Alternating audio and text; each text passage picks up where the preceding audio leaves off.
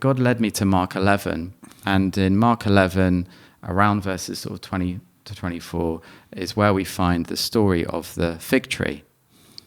That Jesus curses it, and then the next day they see it, and it's withered from the roots. And the disciples ask him about it, and he says, have faith in God. Whatever you ask for in prayer, believe that you have received it, and it will be yours. And I was like, so it's the believing that I have it that's key here. Believing that I have it. And I remember the first time I kind of tested this out, as it were, in the UK was we had a cleaner at the time, and one day she was meant to come and she cancelled. And turned out she cancelled because the place she just cleaned up before, a big piece of granite kitchen worktop had fallen off, landed on her foot and broken her metatarsal.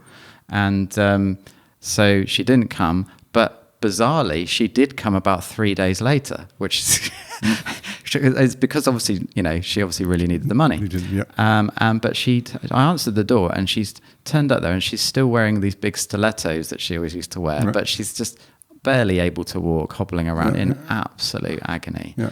And I just talked to her. I said, I explained, I see a lot of miracles and things like that. Could I pray for you? And she was like, oh, okay. Wasn't really sure about it, but yeah, okay. She knew me by then, so, I prayed for her, and I said, how's it feeling? How's it doing? And she goes, yeah, it's agony. and I was like, but that's okay. Honest. You see, that's her report, isn't it? Yeah, and it's good to know that. So we're not saying, yeah. Oh, no, it's not. Yeah. It's not your place. It's not your place at that moment to say, hey, you've been healed. You're not in agony. No.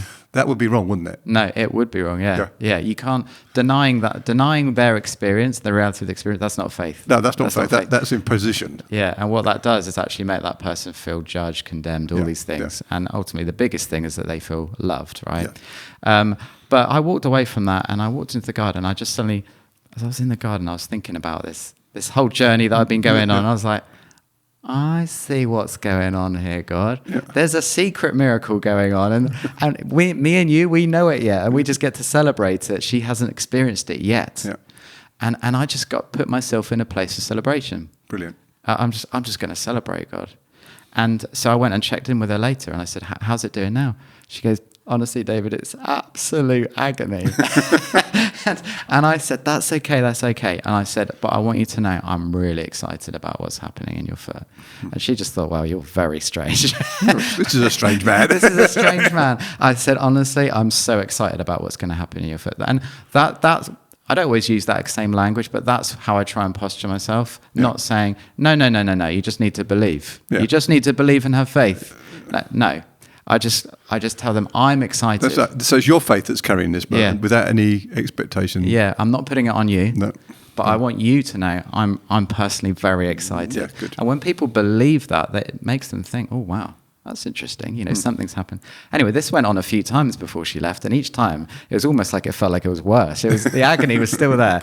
And I said to her, look, Marta, I want you to text me as soon as it feels better, because I'm so excited about what's happening in your foot.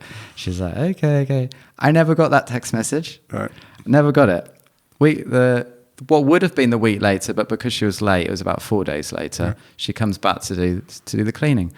Doorbell rings, answers the door. She's standing there in 2 stilettos, and she's completely healed. And I said, Marta, what's going on with you? She goes, David, I forgot to text you. I woke up the next morning and it was completely healed. Yeah.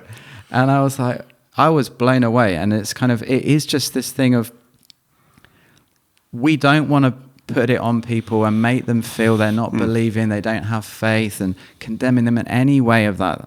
What we want to do is leave people feeling encouraged, uplifted, and actually full of faith, but also okay to be experiencing what they're experiencing. Yeah. But at the same time, how many times have we attached unbelief to our prayers because we almost attached faith to the idea that our prayers were ineffective? Yes, I understand. When all the time God was actually dealing with the root of the problem that we couldn't see. God was doing something that we didn't see. And we couldn't see it. And I think that's the example of the the fig tree, it was withered from the roots. Yeah. Now, when God was doing something at the root level, you wouldn't have been able to see that from the outside, would you? True.